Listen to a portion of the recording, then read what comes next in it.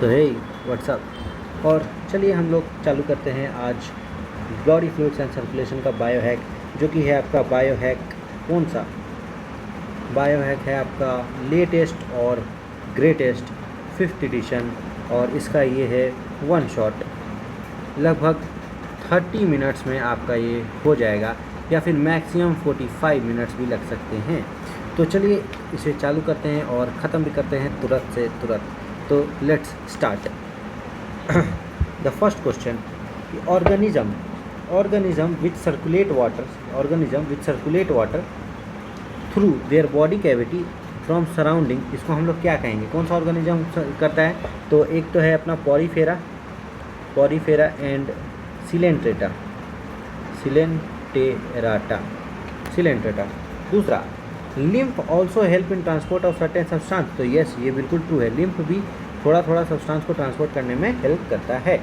Blood consist of दो चीज़, बताओ। Blood के पास दो चीज़ होता है, एक होता है प्लाज्मा एंड दूसरा होता है फॉर्म्ड एलिमेंट्स। ठीक है, फॉर्म्ड एलिमेंट्स। तो तुम्हारा जो प्लाज्मा होता है वो नियरली 55% मैं कहूँगा, और फॉर्म्ड एलिमेंट्स को मैं कहूँगा 45%। ये भी यहीं पे लिख देता हूँ। प्लाज्मा का जो कलर होता है कौन सा होता है? वेरी इंपॉर्टेंट क्वेश्चन, ये होता है स्ट्रॉ कलर्ड, STRAW। प्लाज्मा होता है straw coloured. Plasma constitute nearly, अभी तो बताया, 55%।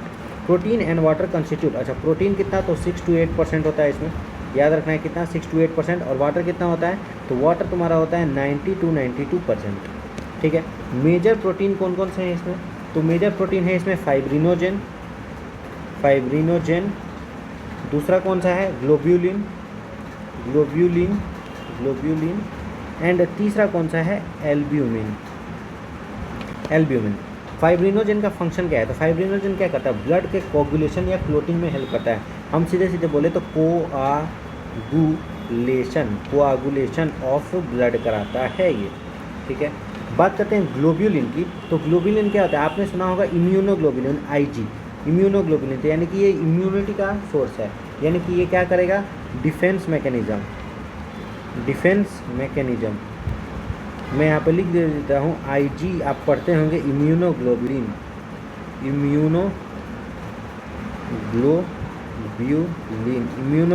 आप पढ़ते होंगे 12th क्लास में, इसको पढ़ना है। ठीक है। तो जो अभी देख रहे हैं उनको नहीं पता है, तो 12th में हम लोग को पढ़ना है। किसमें? तो वो जो चैप्टर है ना, ह्यूमन हेल्थ एंड डिजीज, उसमें। उसके बाद करते हैं एल्ब्यूमिन की। तो एल्ब्यूमिन का क्या काम होता है? तो ऑस्मोटिक बैलेंस बनाए रखना। ठीक है। उसके बाद कहते हैं plasma without clotting factor. Plasma बिना क्लॉटिंग फैक्टर को हम लोग बोलते हैं सीरम। इंपॉर्टेंट है, क्वेश्चन आ चुका है इसके ऊपर, और ये ज़्यादा इंपॉर्टेंट अच्छा है। ठीक है। Formed element constitute, formed element कितना कंस्टिट्यूट करता है ब्लड? तो अभी जस्ट बताया आपको, 45% ऊपर लिखा हुआ है। आइडेंटिफाई द फॉर्म्ड एलिमेंट, अब बताइए इसमें आइडेंटिफाई कीजिए। तो ए वाला क्या है? RBC है। बी वाला क्या है? प्लेटलेट्स है। ये किससे टूटा है? मेगा कैरियोसाइट्स के टुकड़े से टूटा हुआ है। एक बड़ा सा पिज़्ज़ा ले लो और उसका बहुत सारा टुकड़ा कर दो, तो इससे प्लेटलेट्स निकल जाएगा। ठीक है। और ये मेगा कैरियोसाइट्स है। मेगा कैरियोसाइट आगे आएगा, बता दूंगा। उसके बाद देखो ये क्या है? 2 को इसमें दिख रहा है तुमको, 1 और ये 2, यानी कि ये है तुम्हारा हेडफोन पहना हुआ इयोसिनोफिल। बहुत बढ़िया है इयोसिनोफिल। ठीक है। ये 2 न्यूक्लियस का 2 लोब होता है, इसलिए कहा जाता है। उसके बाद डी वाला कौन सा है? तो बेसोफिल। फिर उसके बाद ये वाला कौन सा है? ई वाला कौन सा है? तो न्यूट्रोफिल। कैसे? देखो ये वाला 2 बनाता है, ये 2 से 3 लगभग बनाता है। 1 से 2, 2 से 3, मतलब 2 से 3 लगभग ये बनाता है। और ये वाला 3 से 5 बना सकता है, 3 से 4, 5 बना सकता है ये। तो ये हो गया न्यूट्रोफिल, और सबसे ज़्यादा पाया भी जाता है न्यूट्रोफिल ही। फिर इसका एफ की बात करें तो एफ क्या है? मोनोसाइट। और दोनों का काम क्या है? ये दोनों का काम है क्या? मोनोसाइट। ये दोनों का काम क्या है? फैगोसाइटोसिस। सेल इनगल्फिंग करता है, फैगोसाइटोसिस। ये 6 to 8% होता है, ये वो लगभग 65% होता है। ऐसा आगे अभी आएगा, बताया जाएगा। फिर जी क्या है? जी आपको दिख रहा है T लिम्फोसाइट। फिर ये वाला क्या है? एक T लिम्फोसाइट होता है और एक B लिम्फोसाइट होता है। सब उसमें आएगा, ह्यूमन हेल्थ एंड डिजीज में लिम्फोसाइट वाला सारा केस, लिम्फोसाइट। तो ये उस समय आपको इसका यूज बताया जाएगा कि T क्या करता है और B क्या करता है। तो चलिए ये हो गया। Most abundant cell in the blood, बताइए। RBC भाई, RBC सबसे ज़्यादा पाया जाता है। ठीक है। आरबीसी का, अच्छा अभी आप बोलोगे कि ये न्यूट्रोफिल क्यों बोला। न्यूट्रोफिल अमोंग मैंने किस में बोला, फॉर्म्ड एलिमेंट्स में। फॉर्म्ड एलिमेंट्स में सबसे ज़्यादा न्यूट्रोफिल ही पाया जाता है, ठीक है। उसके अलावा आरबीसी का काउंट कितना होता है, अरे यार ये तो ऐसे आंख बंद करके याद होना चाहिए कि 5 to 5.5 मिलियन का कहाँ पे, पर mm³ यानी 1 mm³ अगर आप ब्लड लेते हैं उसमें। आरबीसी आर फॉर्म्ड इन कौन सा, dash in adult. RBC are formed in, बताइए कौन सा, कहाँ पे बनता है, तो रेड बोन मैरो में। रेड बोन मैरो मैं यहीं पे आपको एक कॉन्सेप्ट भी दे देता हूँ, बहुत इंपॉर्टेंट है। देखो आरबीसी जो है ना, आरबीसी एम्ब्रोनिक में, एम्ब्रो में, फिर उसके बाद आपका लगभग कितना 3 to 9 मंथ मान लो, और आपका अडल्ट, सब जगह अलग अलग बनता है। एम्ब्रो में आपका बनता है कहाँ, यॉर्क सैक में, यॉर्क सैक में ये बनता है लीवर में, और अडल्ट में आपका बनता है रेड बोन मैरो में, रेड बोन मैरो हड्डी में, बोन मैरो। ये बहुत इंपॉर्टेंट है, इसको एकदम आंख बंद करके सीधे याद कर लेना है। एम्ब्रो में यॉर्क सैक, 3 to 9 मंथ का होगा तो लीवर में, और अडल्ट में बनेगा आपका रेड बोन मैरो में। बिल्कुल एकदम आंख बंद करना है और याद कर जाना है सीधे। उसके बाद देखो RBC are devoid of, RBC के पास क्या नहीं होता है, in most of the mammals and are in कौन सा शेप, तो आरबीसी के पास क्या नहीं होता है, तो न्यूक्लियस नहीं होता है, तो मैं न्यूक्लियस को NU लिखता हूँ। और क्या है वो शेप कौन सा होता है, बाई कॉनकेव, ठीक है, दो तरफ से चपटा हो जाता है, वो बेचारा ऐसे हो जाता है, बेचारा ऐसे ऐसे ऐसे हो जाता है, बेचारा सूख गया है, क्यों, क्योंकि उसमें से सब कुछ निकाल दिया हम लोग, इसीलिए सूख गया। तो इसका शेप कौन सा हो जाएगा, बाई कॉनकेव, क्या बोलेंगे इसको, बाई कॉनकेव। डिटेल में बता रहा हूँ इसलिए थोड़ा सा टाइम शायद लगेगा, लेकिन मज़ा बहुत आएगा। हीमोग्लोबिन प्रेजेंट पर 100 ml of blood, haemoglobin present पर 100 ml, पर 100 ml में कितना हीमोग्लोबिन होता है, तो ये याद रखना है 12 से 16 ग्राम, ठीक है। औरतों का थोड़ा कम होता है और आदमी का थोड़ा सा हीमोग्लोबिन ज़्यादा होता है उनके मुकाबले, ठीक है। उसका देखो average life span of RBC का एवरेज लाइफ स्पैन कितना होता है बताओ। तो आरबीसी माने कितने दिन तक, कितने साल तक जिंदा रह सकता है, तो सिर्फ 120 दिन तक वो जिंदा रह सकता है। उसके बाद वो कहाँ चला जाता है, graveyard of RBC, destroyed in कहाँ पे, स्प्लीन, इसको बोलते हैं स्प्लीन, LEEN स्प्लीन, यानी कि क्या, graveyard of RBC, graveyard of RBC कहते हैं। Leucocyte are white in colour, तो ल्यूकोसाइट वाइट होता है, तो नहीं, ऐसा किसने कह दिया, कलरलेस होते हैं, ये कलरलेस होते हैं, ल्यूकोसाइट जो होते हैं कलरलेस होते हैं, ठीक है। और WBC आर न्यूक्लिएटेड, तो WBC बिल्कुल न्यूक्लिएटेड होता है, किसने मना किया है। WBC का काउंट कितना है, तो ये बड़ा होता है ना, तो ये 6 से 8 हज़ार ही पाया जाता है, 6 to 8,000 पर mm³ बोल सकते हैं इसको। ल्यूकोसाइट आर शॉर्ट लिव्ड, क्या ल्यूकोसाइट शॉर्ट लिव्ड होता है, यानी ल्यूकोसाइट कम दिन तक जिंदा रहता है, बताओ। तो बिल्कुल हाँ, ल्यूकोसाइट कम दिन तक जिंदा रहता है, क्यों, क्योंकि सबसे बड़ा होता है, मैंने सबसे बड़ा तो नहीं कह सकते हैं, लेकिन हाँ होता है बड़ा, इसलिए वो थोड़ा कम दिन के लिए जिंदा रहता है। उसका देखो 2 कैटेगरी ऑफ WBC का 2 कैटेगरी क्या होता है बताओ। ल्यूकोसाइट, अरे WBC को ही तो कहते हैं ना गधे, तभी ना ये 6 से 8 हज़ार हुआ और ये ट्रू होगा, क्यों, क्योंकि ये कम ही पाया जाता है, इसलिए मैं बोल रहा हूँ, बार बार सुनते ही नहीं हो। उसका देखो 2 कैटेगरी ऑफ WBC के 2 कैटेगरी कौन से हैं, तो एक ग्रैन्यूलोसाइट और दूसरा कौन सा, ए ग्रैन्यूलोसाइट। अब आ जाओ एग्जाम्पल ऑफ ग्रैन्यूलोसाइट के कितने एग्जाम्पल होते हैं, 3 ऊपर में लिखाया हूँ, कौन कौन सा, ये दोनों जो है ना, ये मोनोसाइट और लिम्फोसाइट, ये दोनों होते हैं ए, मतलब कि ए ग्रैन्यूलोसाइट। और ग्रैन्यूलोसाइट तुम्हारा होता है कौन कौन सा, तो इयोसिनोफिल, बेसोफिल एंड न्यूट्रोफिल, ठीक है। उसके बाद देखो एग्जाम्पल ऑफ ए ग्रैन्यूलोसाइट कौन कौन सा होता है, तो एक monocyte and lymphocyte. Neutrophil are %% of WBC, जो होता है माने न्यूट्रोफिल कितना % होता है WBC का, तो सबसे ज़्यादा मैं बोला ना 60 से 65%, 60 to 65% जो होता है यही होता है। इयोसोनोफिल जो होता है, इयोसोनोफिल जो होता है वो कितना % पाया जाता है, तो इयोसोनोफिल पाया जाता है तुम्हारा 2 से 3% मात्र, ठीक है। और बेसोफिल थोड़ा सा उससे ज़्यादा, मैंने थोड़ा सा उससे कम बोलना था, 0.5 से 1%, माने कि सबसे कम जो होगा तुम्हारा बेसोफिल, उसके बाद इयोसोनोफिल और सबसे ज़्यादा न्यूट्रोफिल पाया जाएगा, ठीक है। लिम्फोसाइट की बात करें, of total leucocyte, of total leucocyte count, TLC बोलते हैं टोटल ल्यूकोसाइट काउंट, ये भी इंपॉर्टेंट। टोटल ल्यूकोसाइट कितना होता है 6000 से लेकर के 8000 तक। तो इसका अगर 2 से 3% निकालोगे तो लगभग 240 से लेकर के 2% अगर निकालोगे तो 120 से लेकर के 240 तक ही पाया जाता है, ठीक है। कौन इयोसोनोफिल, और ये तो 0.1 यानी कि 60 से लेकर के माने 30 से लेकर के और तुम्हारा 80 तक ऐसे ही पाया जाएगा, 30 से लेकर के 80 तक ऐसे ही। बस ये मैं एग्जांपल के तौर पे बता दिया हूँ तुमको कि इतना ही पाया जाता है, ठीक है। उसका देखो लिम्फोसाइट का परसेंटेज कितना है, लिम्फोसाइट जो है वो कितना परसेंट पाया जाता है, तो 20 से 25% पाया जाता है। और मोनोसाइट अभी आगे तुम्हारा आएगा कि मोनोसाइट कितना पाया जाता है, तो 6 to 8% पाया जाता है। मोनोसाइट कितना पाया जाता है, तो 6 to 8%। उसके देखो dash and dash are phagocytic cell, हाँ, which destroy foreign organism entering in our body. ये तुम बताओगे कैसे, मैं पिछले स्लाइड में डायग्राम में बताया कौन कौन सा, तो बताओ दो कौन कौन सा, एक तो न्यूट्रोफिल और दूसरा कौन सा मोनोसाइट। दोनों क्या करते हैं, फैगोसाइटोसिस कर लेते हैं। फैगोसाइटिक सेल यहाँ लिखा ही हुआ है, फैगोसाइटोसिस कर लेते हैं और डिस्ट्रॉय करते हैं फॉरेन पार्टिकल बाय एंट्री, कैसे, इनगल्फ करना। फैगोसाइटोसिस माने इनगल्फ करना, इनगल्फ का मतलब फैगोसाइटोसिस, ठीक है। उसके बाद देखो बेसोफिल सिक्रीट 3 चीज़, हेपारिन, हिस्टामिन एंड सेरोटोनिन। क्या, serotonin, heparin, histamine and serotonin. मैं यहाँ पे लिख देता हूँ आराम से, कोई दिक्कत नहीं है। इसको थोड़ा सा उठा के इसको उल्टा ऊपर लिख दो, ठीक है। और ये वाला चीज़ को, इस वाले चीज़ को जो है ना ऊपर कर दो, बस आसान हो जाएगा ना, ज़िंदगी आसान, मिनटों ज़िंदगी जीना है ना भाई, मिनटों ज़िंदगी जीना है। उसके देखो dash are involve in inflammatory reaction. Inflammatory का मतलब जलना नहीं होता है, इन्फ्लेमेटरी माने फूलना होता है, ठीक है।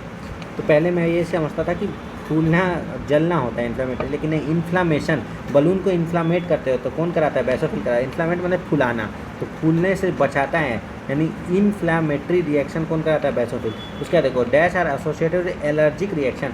एलर्जिक कौन, इयोसोनोफिल, जो इयोसोनोफिल होता है ना वो एलर्जी से बचाता है तुमको। इयोसिनोफिल होता है वो एलर्जी से भी बचाता है, और क्या, पैरासिटिक इन्फेक्शन से भी बचाता है, ठीक है। पैरासिटिक इन्फेक्शन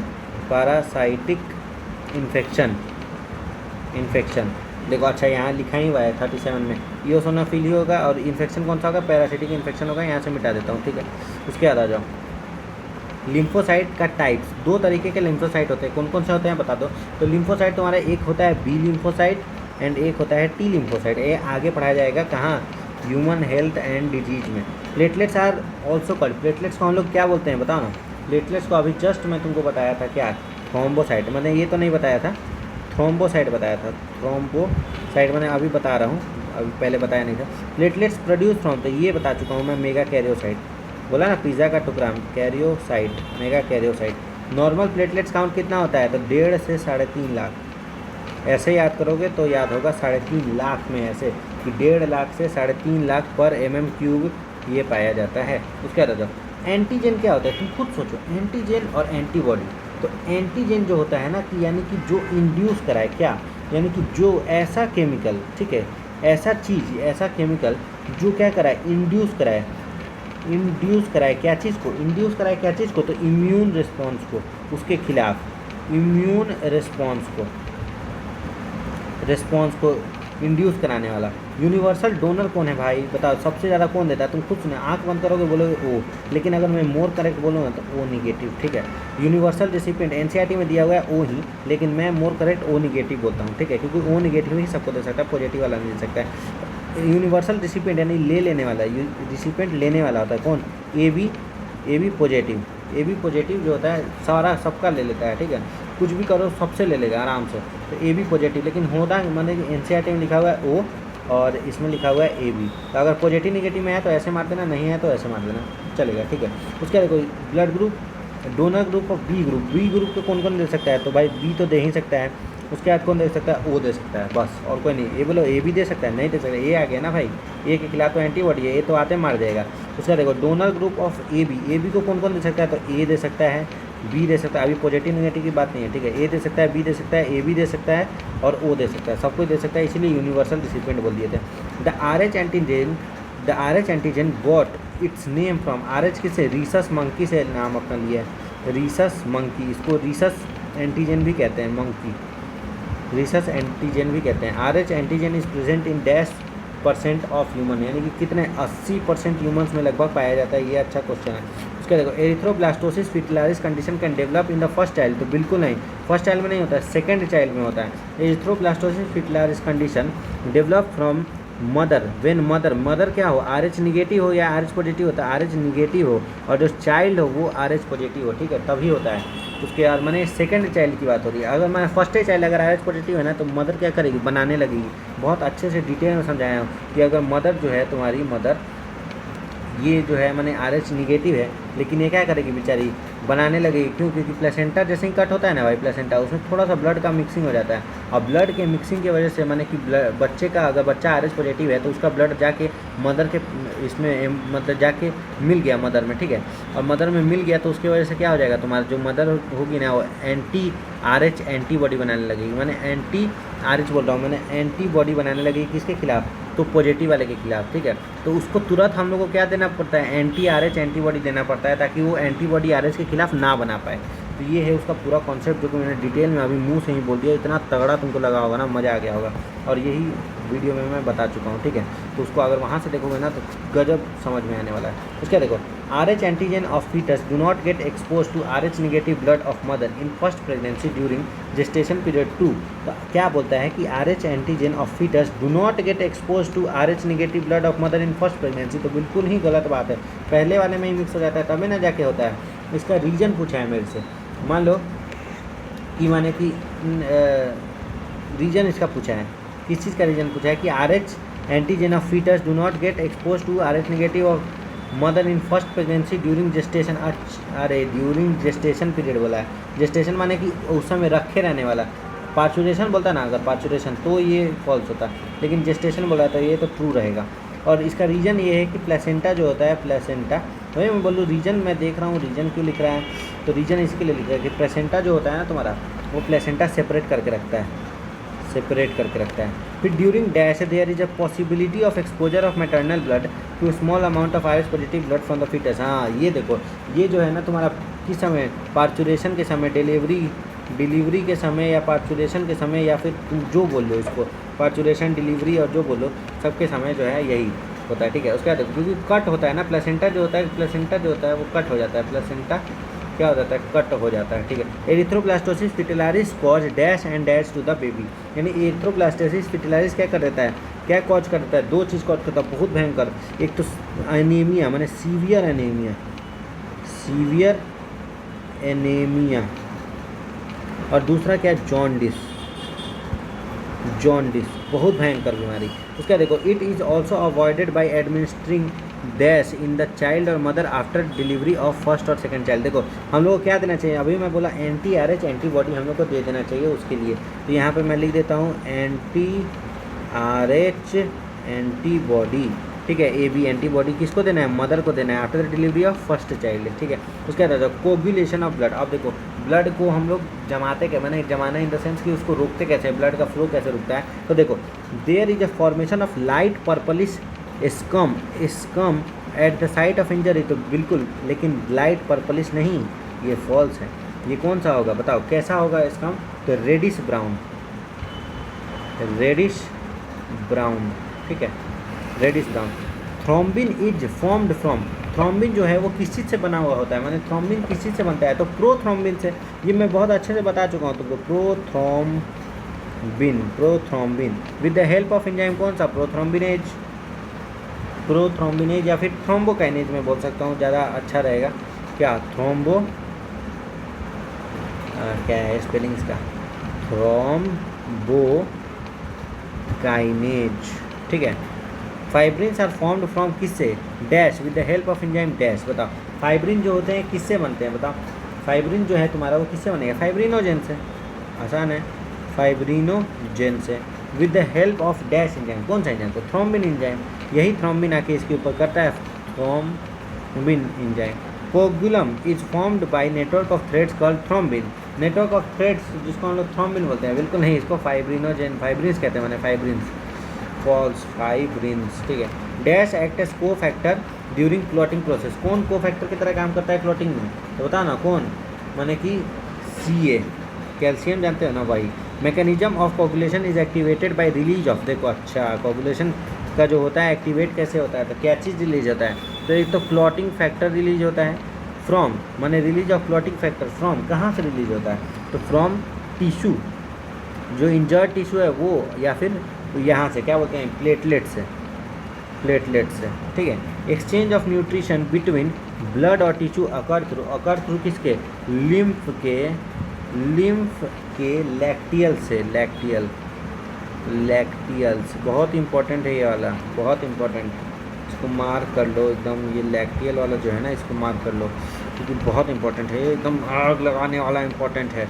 उसके बाद आगे आ जाओ, आगे हम लोग मेन टॉपिक में घुस ही रहे हैं बस। The lymph have different mineral distribution than plasma, lymph के पास डिफरेंट मिनरल डिस्ट्रीब्यूशन होता है, बताओ ना, नहीं सेम डिस्ट्रीब्यूशन होता है, जैसा ब्लड में होगा ना वैसा ही होगा। Lymph is colourless fluid, lymph क्या कलरलेस होता है, तो बिल्कुल होता है। Lymph is also important carrier for hormone, तो बिल्कुल हाँ। Fat is absorbed through dash in the dash present in intestinal villi, यानी कि जो बोलता है कि फैट जो है तुम्हारा, फैट जो है ऑब्जर्व थ्रू, शायद कुछ गलती हो रहा है, फैट जो है वो ऑब्जर्व होता है तुम्हारा लिम्फ से, ठीक है। और इन द कहाँ पे, लैक्टियल से, ठीक है, लिम्फ के लैक्टियल से जो कि प्रेजेंट होता है इंटेस्टाइनल वेलाई में, हाँ इन द लैक्टियल। अच्छा, fat absorb through lymph in the lacteal, यहाँ पर मैंने एक गलती की कि ये जो है ना यहाँ जो है ना तुम्हारा, ये गलती हो गया कि यहाँ के लिम्फ का लैक्टियल्स ये नहीं होगा, यहाँ सिर्फ लिम्फ होगा, ठीक है।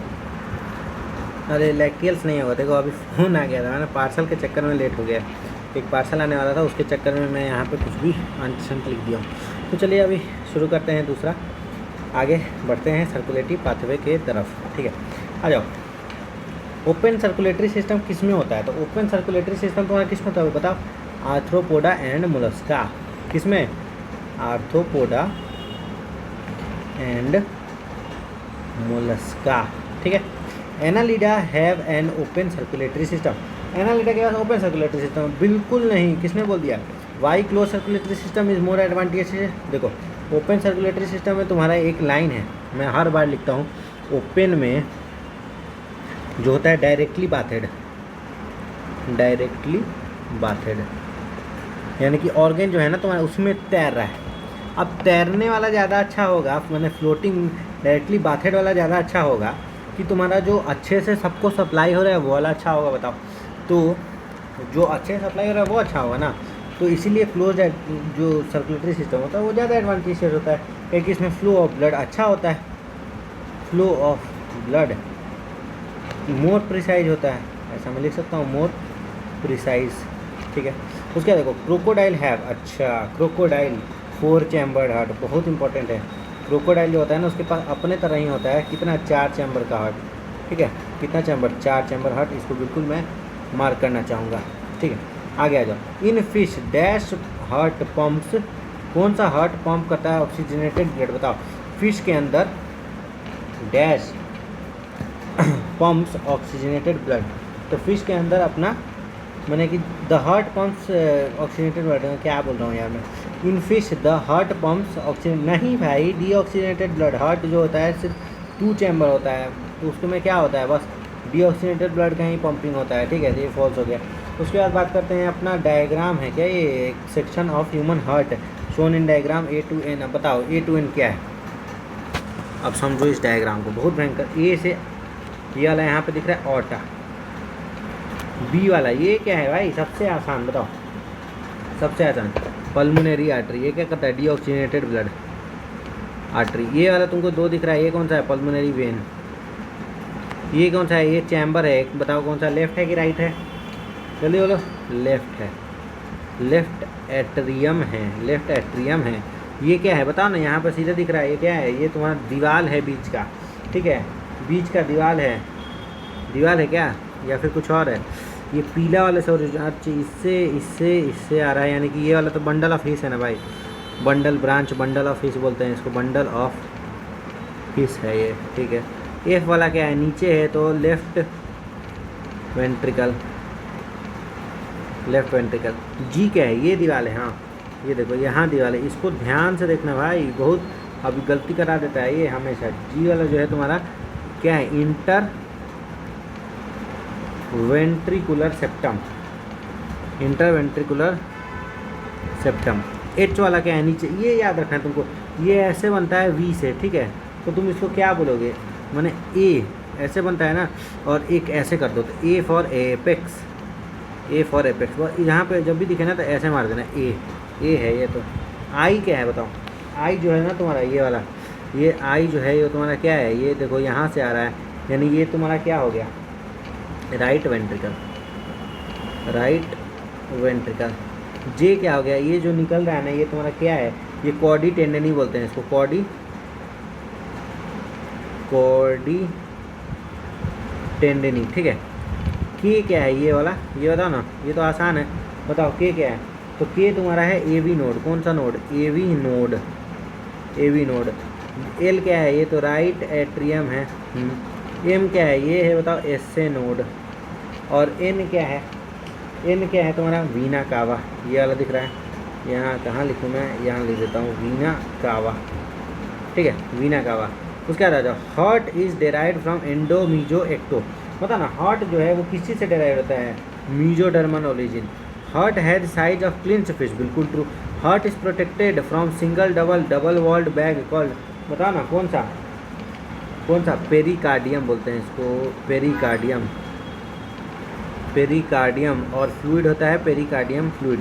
तो यहाँ पे pericardium enclosed with a fluid, जिसको हम लोग क्या कह रहे हैं, पेरिकार्डियल फ्लूइड, कार्डियल फ्लूइड, ठीक है। Inter atrial septum is thick और थिन। इंटर आर्ट्रियल सेप्टम जो होता है, आर्टरी के बीच का सिस्टम थिन होता है और वेंट्रिकल के बीच का सेप्टम थिक होता है। Atrium and ventricle of same side are separated by dash septum.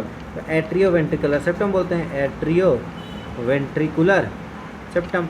उसका देखो, atrio ventricular septum is made up of thick, कौन सा टिश्यू बताओ, थिक या फिर थिन, माने कि एक तो होगा थिक और दूसरा होगा फाइब्रस, ठीक है। Right chamber are divided in by, right वाला देखो, यहाँ पे मैं हर बार तुमको ऐसे ही करता हूँ, मेरा हमेशा का आदत है। यहाँ मैं बनाता हूँ कितना, तो 3, यहाँ बनाता हूँ मैं 1 2 3, और यहाँ बनाता हूँ मैं 1 और 2, यानी कि ये क्या होगा, ट्राइकस्पिड। और इधर क्या है, डैश वाल ऑल्सो कॉल्ड, अच्छा ट्राइकस्पिड नहीं, बाइकस्पिड वाल को हम लोग मिट्रल वाल बोलते हैं, बाइकस्पिड तो मैं क्या बोलता हूँ, मिट्रल वाल्व बोलते हैं इसको, ठीक है। उसके देखो, semi lunar valve are present between, semi lunar valve जो होता है ना चांद की तरह बनता है, और कहाँ बनता है, एक तो तुम्हारा मैं हमेशा दिखाता हूँ तुमको ऐसे हार्ट में, ये हार्ट है ना, तो यहाँ पर एक ये निकलता है पल्मोनरी आर्टरी, इसके ऊपर एक हो जाता है, और एक होता है ऑर्टा, इसके ऊपर हो जाता है, तो ठीक है। तो सेमी लूनर वाल्व जो होता है वो तुम्हारा कहाँ निकलता है, तो एक तो निकलेगा पल्मोनरी आर्टरी पर, और एक कहाँ निकलेगा, ऑर्टा पर, ऑर्टा एंड पल्मोनरी आर्टरी, ठीक है। Wall of ventricle are much thicker than of atria, atria से बहुत ज़्यादा थिक होता है वेंट्रिकल का वॉल, तो बिल्कुल हाँ, अभी जस्ट बोला ना। Specialised cardiac musculature called dash is distributed to the heart, nodal system बोलते हैं इसको, देखो सीधे नोडल टिश्यू, और इसी से क्या बनता है, nodal system tissue. The conducting system of heart is shown by A to G, इसको डिस्क्राइब करो। हाँ देखो, इसमें कुछ थोड़ा सा अच्छा है, ठीक है। ये वाला है तो सबसे पहले इसको मार्क कर दो एस ए नोड, इसको मार्क कर दो ए वी नोड, जो आसान दिख रहा है उसको मार्क कर दो, और जो सुना सा भी दिख रहा है उसको मार्क कर दो। डी वाला क्या है, देखो 2 चीज़ में डिवाइड हो गया, यहाँ पे बंडल ऑफ फिश था, ये वाला बंडल ऑफ फिश तो यहाँ पे लिख ही रहा है, सी वाला बंडल ऑफ फिश, ठीक है, बंडल ऑफ फिश।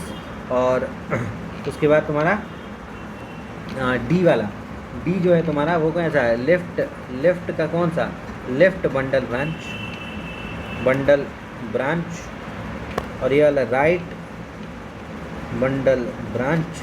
ई वाला क्या है ये बताओ ना, ये सबसे अच्छा है, ये सब जो निकल के आता है ना, ये होता है कौन सा, क्या चीज़ बोलते हैं इसको, लिखा हुआ है क्या, किसका मतलब बताओ ना, किसका फाइबर, किसी जी का फाइबर, तो पुरकिंजी का फाइबर, पुरकिंजी फाइबर बोलते हैं इसको, ठीक है।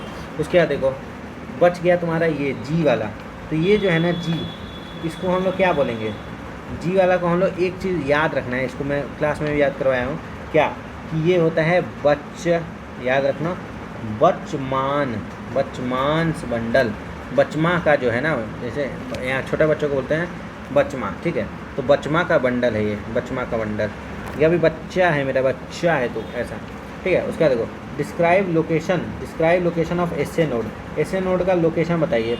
तो एसए नोड का जो होता है कहाँ पे पाया जाता है, यहाँ पे पाया जाता है सर जी, यहाँ पर, ये देखो यहाँ एसए नोड पाया जाता है। तो एम वाला जो था ना, ये एसए नोड, ये कहाँ पे तुमको दिख रहा है, ये वाला चीज़ तुमको, ये वाला कहाँ पे दिख रहा है, एकदम कॉर्नर पे दिख रहा है, right corner of right atrium में लिख सकता हूँ, बिल्कुल लिख सकता हूँ। तो लिखो एसए नोड का लोकेशन राइट कॉर्नर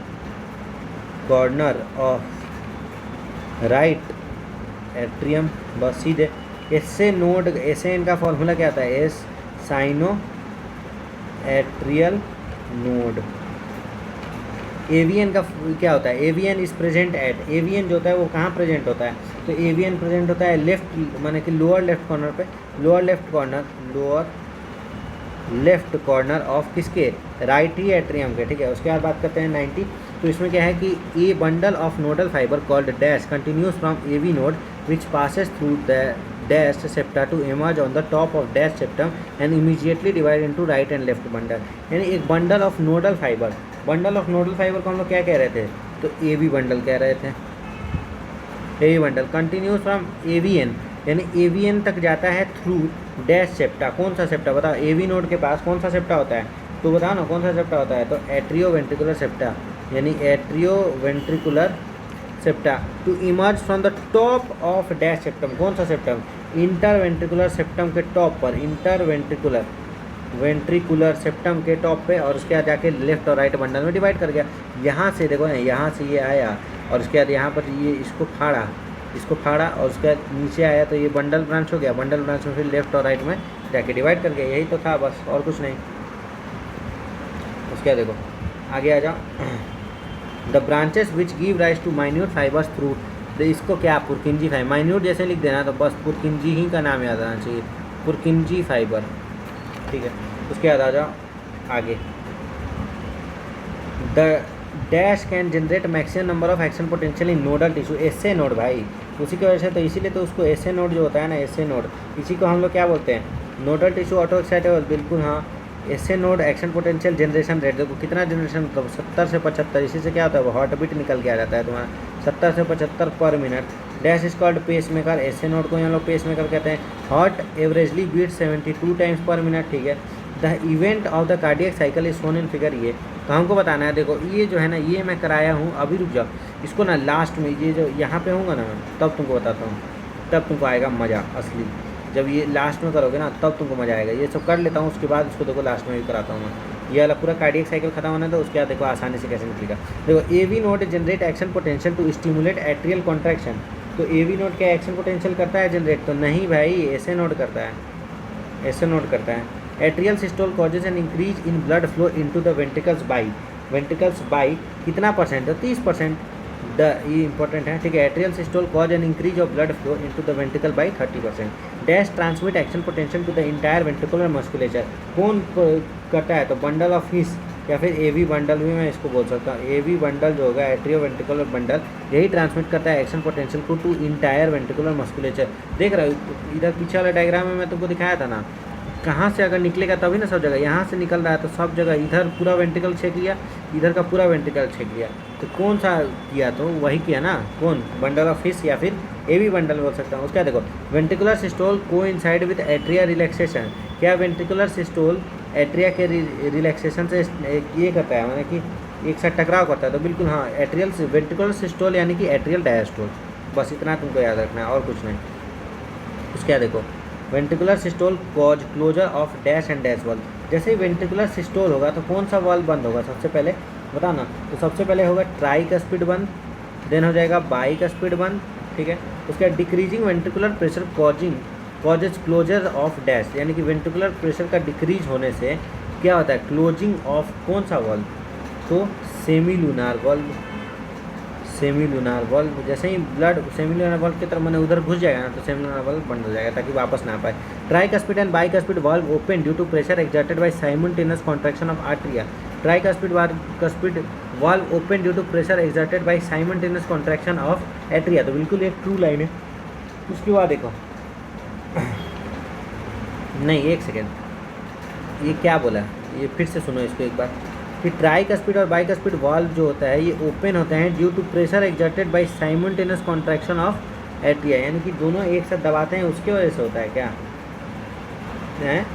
तो नहीं, माने कि ये एक साइड कॉन्ट्रैक्शन ऑफ एट्रिया से नहीं होता है, ये इसमें ब्लड का जो फ्लो हो जाता है ना, bicuspid open due to pressure exerted by blood, blood के द्वारा प्रेशर जो कि वेन से आ रहा है, through blood through veins, veins जो प्रेशर लगा रहा है ना उसकी वजह नहीं तो फट जाएगा, इसीलिए उसकी वजह से होता है, आर्टरी का कॉन्ट्रैक्शन से नहीं खुलता है, ये ब्लड जो लगाता है ना उसकी वजह से खुलता है।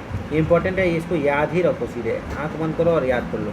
फिर देखो, the body moves freely from atria to ventricle during joint diastole, body move माने कि blood move freely from atria to ventricle, blood जो होता है वो फ्रीली मूव करता है atria to ventricle during joint diastole, तो हाँ आराम से क्या कि दोनों सब आराम से रिलैक्स होता है। Time of cardiac cycle, cardiac cycle का कितना समय होता है, तो ये तुमको सीधे सीधे आँख ऐसे बंद करना है, बोला है 0.8 सेकेंड। उसके देखो, the two atria do not contract simultaneously, यानी कि दोनों एट्रिया साइमल्टेनियस फॉज भाई एक साथ करेगा तभी ना होगा। Duration of ventricular diastole, ventricular diastole 0.5 second का होता है और आर्टेरियल डायस्टोल 0.3 सेकंड का होता है, नहीं 0.1 सेकंड का होता है। और जॉइंट डायस्टोल जो होता है ना भाई तुम्हारा, जॉइंट डायस्टोल जो होता है ना तुम्हारा, वो तुम्हारा हो जाता है, नहीं एक से नहीं 0.1 होता है या कुछ और होता है, रुक जाओ। आर्टेरियल डायस्टोल, एट्रिया का डायस्टोल होता है तुम्हारा 0.7 सेकंड का। हाँ टोटल लेना है हमको, एट्रियल डायस्टोल लेना है, यानी आर्टेरिया जिस समय रिलैक्स हो, वेंट्रिकुलर जिस समय रिलैक्स हो। अच्छा हाँ, तो duration of joint diastole, joint diastole का ड्यूरेशन कितना होगा, तो ये कितना होगा 0.4%। एट्रियल सिस्टोल था 0.1%। हाँ यही मैं बोला, आराम और इसमें तो अलग फ़र्क है ना। देखो अरे जब सिस्टोल करेगा 0.1 सेकंड के लिए तो बाकी सब सेकंड के लिए तो आराम ही ना करेगा, इसलिए 0.2 सेकंड ये हो गया।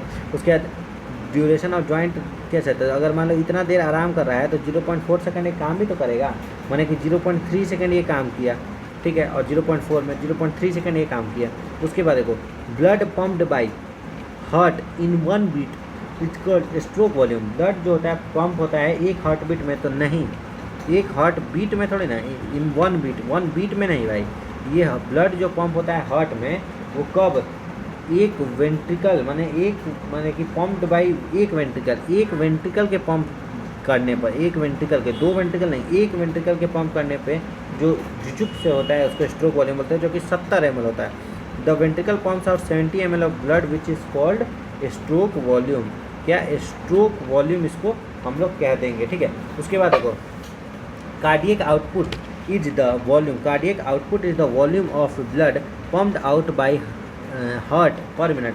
कार्डियक आउटपुट जो होता है वो वॉल्यूम ऑफ, माने कि क्या बोल रहा है कि cardiac output volume of blood pumped out by the heart पर minute, pumped out by the ventricle पर minute, pumped out by ventricle, ये फॉल्स है, वेंट्रिकल सारा लगभग काम मेजर वेंट्रिकल का ही होता है। Heart rate of athlete is greater than normal, हाँ नहीं रेस्टिंग में ना, रेस्टिंग में तो उतना ही होगा जितना आम आदमी का होता है। कार्डियक आउटपुट जो है एथलीट का वो मच हाइयर होगा ऑर्डिनरी मैन से, यानी कि कार्डियक आउटपुट तो एकदम बिल्कुल ट्रू है क्या उसका, माने कि जो कार्डियक आउटपुट होता है यानी कि कितना खून निकलता जाता है वो एथलीट का ज़्यादा होगा ऑर्डिनरी मैन से, तो ये ट्रू है। उसके बाद देखो, normal value of cardiac output का नॉर्मल वैल्यू कितना होता है, तो 5000 ml यानी कि 5 लीटर, 5000 ml, ठीक है। Stroke volume is also called, stroke volume को हम लोग ऑल्सो क्या कहते हैं, बीट वॉल्यूम, ये बताया हुआ है beat volume. First heart sound को हम लोग क्या बोलते हैं, लब और दूसरे को हम लोग बोलते हैं डब, ठीक है। और ये क्यों होता है ये भी लिखा हुआ है कि ये क्यों होता है, माने लब क्यों होता है, तो क्योंकि जो होता है by and tricuspid valve, tricuspid जो होता है वो क्या होता है, बंद हो जाता है, क्लोज, ठीक है। सेकेंड हार्ट बीट होता है डब, और ये किसके, तो ये जो तुम्हारा चांद वाला है ना सेमी लूनार वॉल्व, इसके क्लोजर पे, सेमी लूनार वाल्व के क्लोजर पर ईसीजी और डबल सर्कुलेशन आ गया। अब इसके पहले हमको करना था ये वाला, आ जाओ ये करते हैं, इसमें मज़ा आएगा। देखो एक्स और वाई पहले तुम ये कर लो। देखो ये क्या दिख रहा है, टोटल कार्डियक साइकिल तुमको दिख रहा है यहाँ पर, टोटल ये वाला ये पूरा। अब इसमें है ये 0.8 सेकेंड।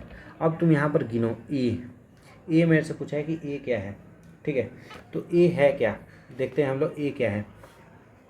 तो देखो अगर हम देखें यहाँ पर, तो देखो ये 0.1 सेकंड का, ये 0.1 सेकंड, ये 0.1 सेकंड, ये 0.1, ये यानी कि कितना होना है, 1 2 3 4 5 6 7 8, यानी टोटल 0.8 सेकंड का है। अब इसमें ए वाला जो है यहाँ पर, ये 0.1 सेकंड का ड्यूरेशन किसका होता है, एट्रियल, कौन सा, तो सिस्टोल का, ठीक है। उसके बाद तुम देखो बी वाला में ये लगा 0.3 सेकंड। 0.3 सेकंड तुमको किस चीज़ का हम बताए थे, तो 0.3 सेकेंड हम किस चीज़ के लिए बताए थे, तो वेंट्रिकुलर सिस्टोल के लिए। वेंट्रिकुलर किसके लिए, सिस्टोल के लिए। उसके बाद देखो सी, ये दिख रहा है तुमको, ये सी तुमको दिख रहा है पूरा, ये वाला, ये सी, ये क्या था, इसमें आर्टरिया आराम कर रहा था, तो एट्रियल डायस्टोल। उसके बाद देखो ये वाला पूरा तुम्हारा क्या है, मैंने ये 0.3 सेकंड हो गया, तो ये कितना 0.5 सेकंड। तो 0.5 सेकंड जो डी है तुम्हारा, जो डी है वो क्या होगा, तो ये वेंट्रिकुलर का डायस्टोल। और एक्स और वाई का बात पूछ रहा है, तो एक्स और वाई क्या है, तो वाई जो हो जाएगा तुम्हारा, माने एक्स जो हो जाएगा वो तुम्हारा क्या है, सिस्टोल बता रहा है, और वाई जो हो रहा है वो डायस्टोल बता रहा है। बस इतना ही तो है, यही तो था जो मैंने आराम से बता दिया तुमको 1 मिनट के अंदर।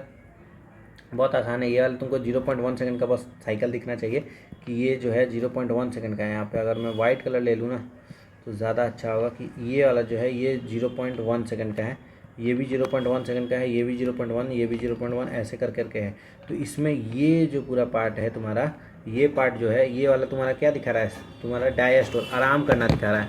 और ये वाला जो पार्ट है ये तुमको क्या दिखा रहा है, माने कि इसमें काम हो रहा है, ये लाल वाला में काम हो रहा है, और ये जो ये वाला है इसमें काम नहीं हो रहा है, इसमें आराम हो रहा है, ठीक है।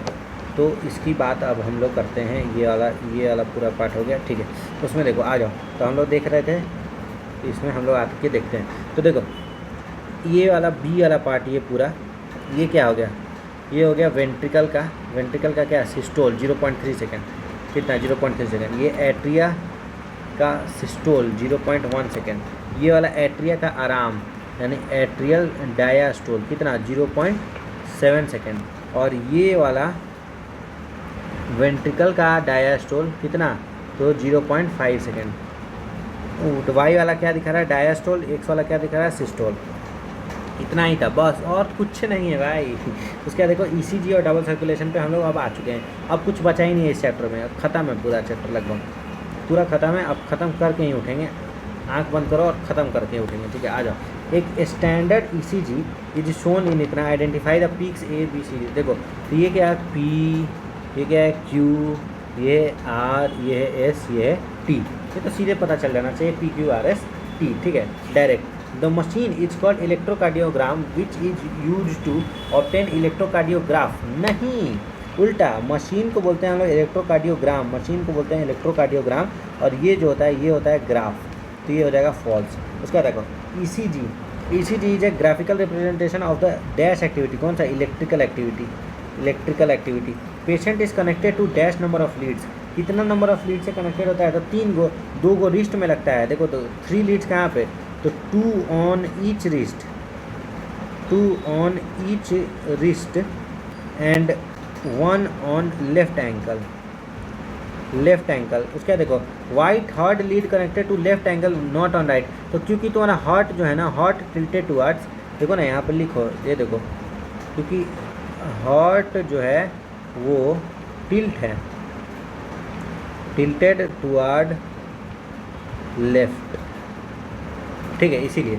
उसके बाद आ जाओ, for detail evolution that dash number of lead are attach to dash region. बताओ, अगर हम लोग को डिटेल करना है तो हम लोग को क्या, 12 गो लीड हम लोग को चाहिए चेस्ट में। मैं बोला था ना चेस्ट में भी लगता है वो। उसके देखो वहाँ वीडियो में बोला था, देखो P wave represent dash of atria. P wave जो होता है उसमें क्या, डीपोलराइजेशन, नहीं क्या बोल रहा हूँ मैं, जो तुम्हारा पी वेव होता है उसमें क्या होता है, डीपोलराइजेशन, री नहीं डी, डीपोलराइजेशन रिप्रेजेंट क्या, कॉन्ट्रैक्शन की रिलैक्सेशन। तो डीपोलराइजेशन से कॉन्ट्रैक्शन होता है। QRS कॉम्प्लेक्स में होता है depolarization of ventricle. Ventricular contraction starts right at Q। तो राइट एट क्यू नहीं, राइट आफ्टर क्यू, ये एट के जगह हो जाएगा आफ्टर। ये एनसीईआरटी का लाइन एकदम मैं बोला था याद करने के लिए, एकदम इसको रट जाओ, इसको आंख बंद करो और रट जाओ कि ventricular conduction starts right after Q, right after Q, ठीक है। उसके बाद देखो टी वेव रिप्रेजेंट क्या, टी वेव क्या क्या रिप्रेजेंट करता है, तो रीपोलराइजेशन, बस सिंपल सा है, रीपोलराइजेशन ऑफ वेंट्रिकल, वेंट्रिकल का repolarisation. Dash wave mark beginning of systole, कौन सा वेव जो है सिस्टोल के मार्क बिगनिंग को, सिस्टोल माने बिगनिंग ऑफ सिस्टोल, सिस्टोल के बिगनिंग को ये करता है, तो क्यू वेव। फिर इसका dash wave mark the end of diastole, तो टी वेव माने सिस्टोल और डायस्टोल, तो किसका किसका बात है, Q wave mark the beginning of systole ventricular systole, और क्यू टी वेव जो होता है मार्क करता है एंड ऑफ सिस्टोल, किसका, वेंट्रिकुलर सिस्टोल का। By counting the number of QRS complex occur in the given period of time one can determine heart rate of individual, तो बिल्कुल ट्रू है।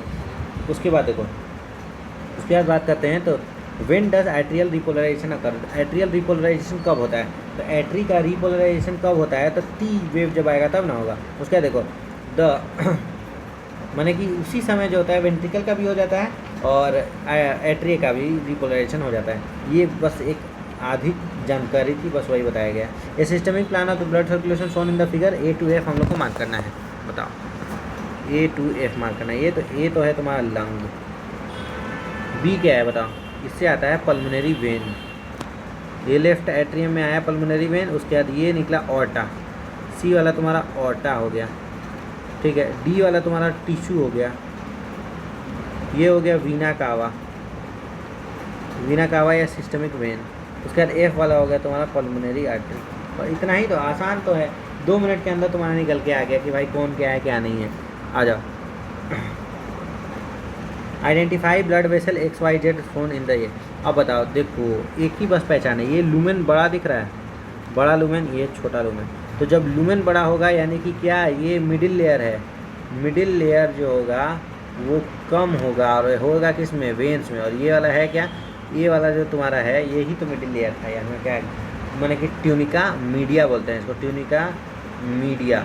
और ये ट्यूनिका इंटीमा होता है, इंटीमा जिसको हम लोग ल्यूमेन भी कहते हैं। ल्यूमेन जो हो गया कम, तो ये हो गया तुम्हारा एक्स जो हो गया वो हो गया वेन, और ये वाला हो गया आर्टरी, ये हो गया आर्टरी, और ये हो गया कैपिलरी। और ये सेम चीज़ है, ट्यूनिका मीडिया और ये ट्यूनिका इंटीमा, ठीक है, यानी कि वही ल्यूमेन। उसके देखो the 3 layer of artery and vein are tunica externa, externa, tunica media और tunica intima. Tunica intima is made up of, tunica intima जो होता है किस चीज़ का बना हुआ होता है, तो कुछ नहीं, स्क्वामस एंडोथीलियम का, endothelium. Tunica externa, tunica externa किस चीज़ का बना हुआ होता है, तो ट्यूनिका एक्सटर्ना किस चीज़ का बना होता है, तो फाइब्रस, फाइब्रस माने फाइब्रस कनेक्टिव टिश्यू बोलते हैं, फाइब्रस कनेक्टिव टिश्यू, सीटी लिख देता हूँ, विथ कौन सा फाइबर, तो कोलेजन, कोलेजन फाइबर।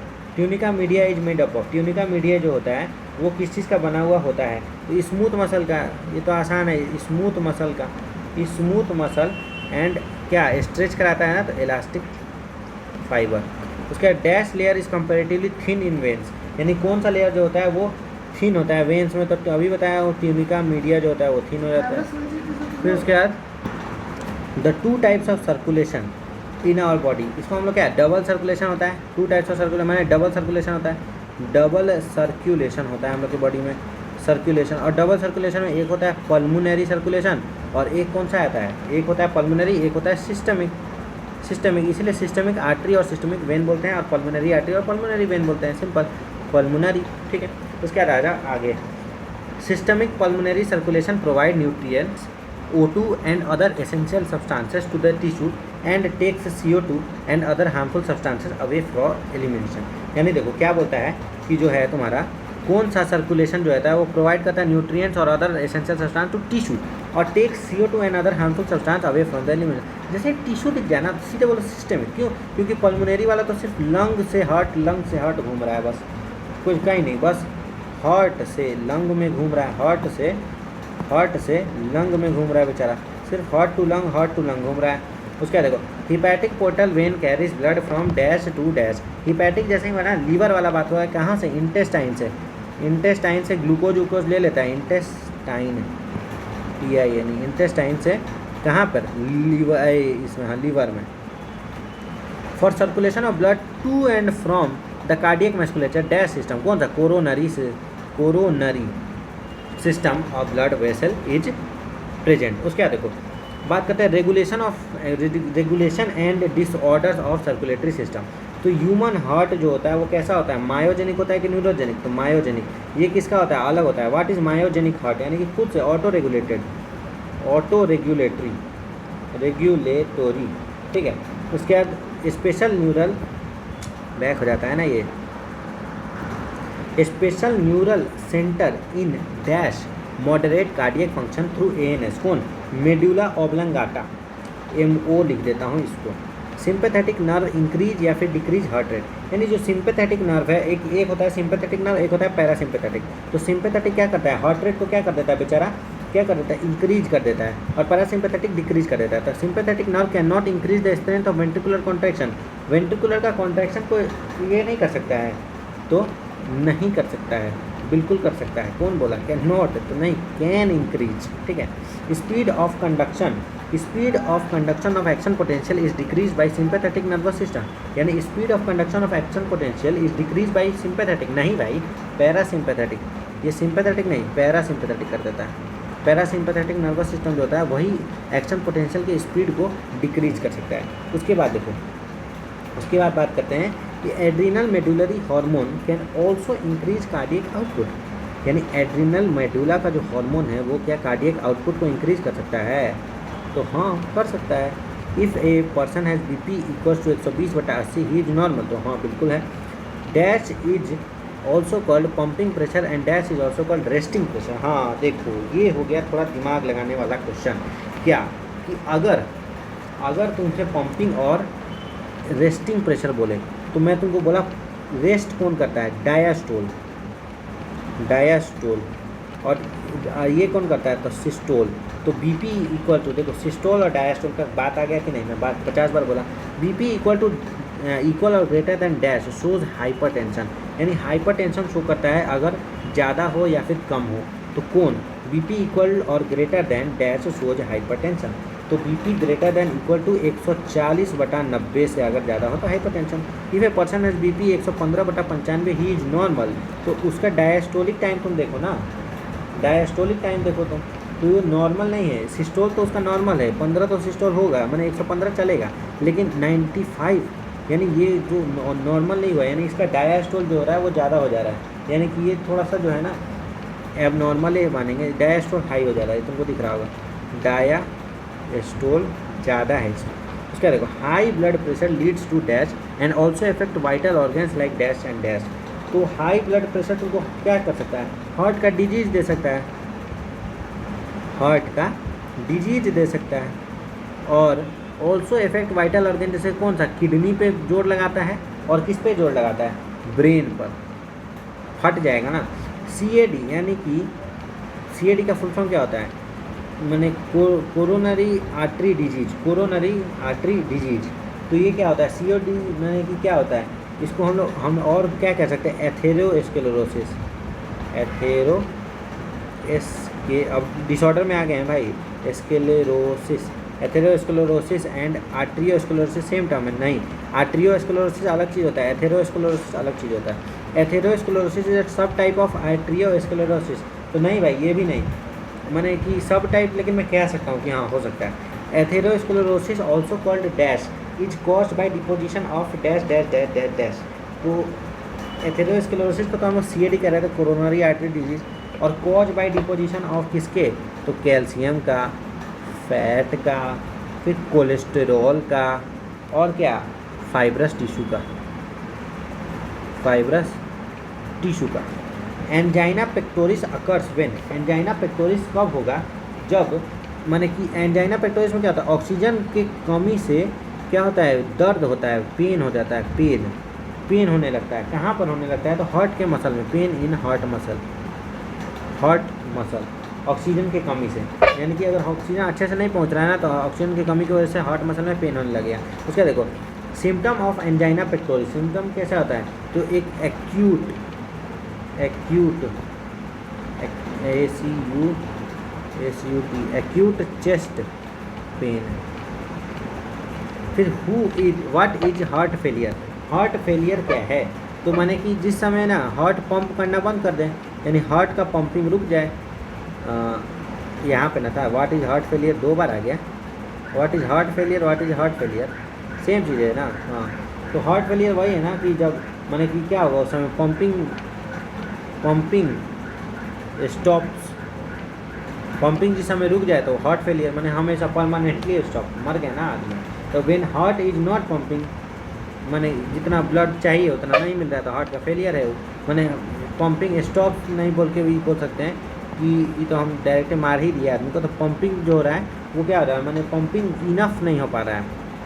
इनफ बोलेंगे ना, इनफ माने कि तुम पास कर रहे थे, 520 नंबर तुमको आ गया लेकिन कट ऑफ है 530 चल गया, तो वो हार्ट माने तुम्हारा फेलियर है ना। वो भले कितना अच्छा कर रहे हो लेकिन फेलियर है ना। तो pumping not enough amount of oxygen. Angina occurs due to condition that effect. Angina क्यों होता है? फिर से ब्लड फ्लो की वजह से। ब्लड फ्लो अच्छे से नहीं होगा तो ऑक्सीजन अच्छे से नहीं होगा, ऑक्सीजन अच्छे से नहीं पहुँचेगा तो एंजाइना हो जाएगा। हार्ट फेलियर क्या हो जाता है? फिर से वही बात कि जब नहीं अच्छे से कर रहा है उसकी वजह से क्या हो जा रहा है तुम्हारा, माने कि तुम्हारा अभी जस्ट लिखा छाटा उसमें नहीं लिखूँगा कि पंपिंग ऑफ, माने पंपिंग उससे क्या हो रहा है, घट जा रहा है, पंपिंग घट जा रहा है क्योंकि इनफ अमाउंट ऑफ माने उसको सप्लाई नहीं मिल पा रहा है। क्या बोले, ब्लड को रिक्वायरमेंट जितनी है उतना नहीं मिल पा रहा है। इसीलिए देखो फिर आता है congestion. Congestion of dash is one of the main symptom of heart failure, so it is also called. तो कंजेशन ऑफ क्या? लंग्स फेफड़ों के कंजेशन से होता है और इसको बोलते हैं क्या? तो मैंने जैसा नाम वैसा काम। कंजेक्टिव क्या बोलते हैं? Congestive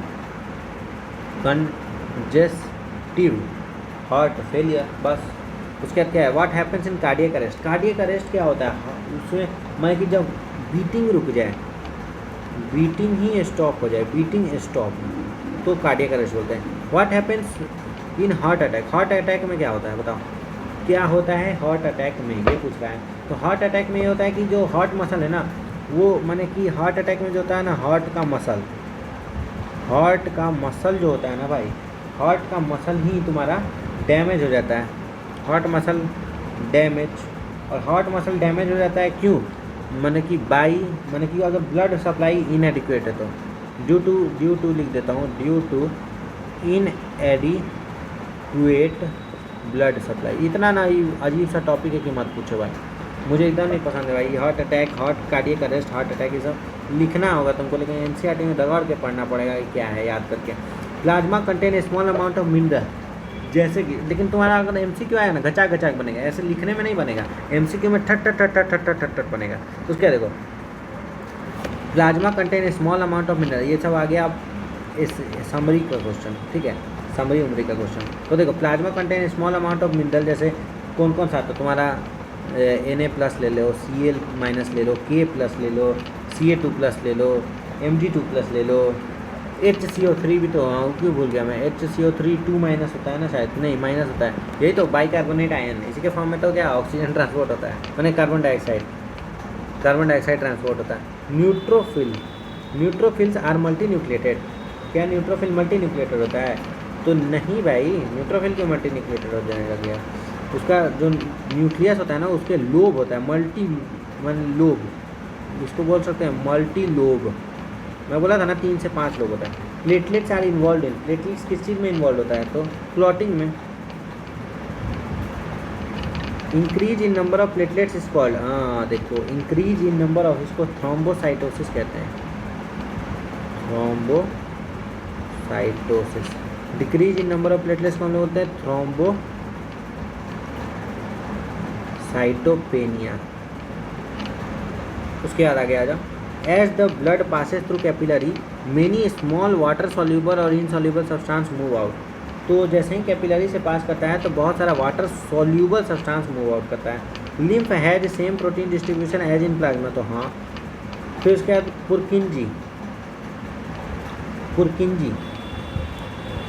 पुरकिंजी fibres are present throughout. लेकिन इसको ना मुझे एक बार चेक करना होगा, इसका आंसर मुझे डाउट लग रहा है अभी, इसका याद नहीं आ रहा है मुझे खुद, क्योंकि एनसीईआरटी में नहीं है, NCERT out of NCERT question है, आउट ऑफ एनसीईआरटी। इसको 181 का डाउट लगा दिया, ठीक है। उसके बाद Purkinje fibre are present throughout ventricular musculature, तो पुरकिंजी फाइबर पूरा वेंट्रिकुलर मस्कुलेचर पे थ्रू आउट फैला हुआ रहता है, तो हाँ फैला हुआ रहता है।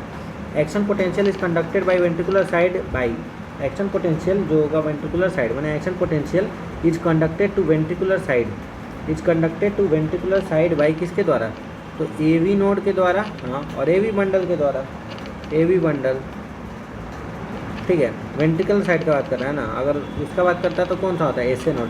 Maximum number of action potential generated by which node, S A node, S A node. इसमें कोई पूछने की बात है। In joint diastole how much percentage of ventricle get filled, तो 70% फिल होता है। देखो एनसीईआरटी का लाइन था, छोड़ दिया था। Which heart sound is of low low in pitch और लॉन्गर, ये तो नहीं पता है भाई। 186 भी डाउट लगा। 181 और 186 का आंसर देखते हैं और एक बार अचीवर क्लाउड पढ़ लेते हैं कि कार्डियक आउटपुट होता है stroke volume into heart rate, और स्ट्रोक वॉल्यूम होता है end of diastolic volume minus end of systolic volume, ठीक है। तो एक बार 181 और 186 का हम लोग आंसर चेक करते हैं। 181 है कहाँ,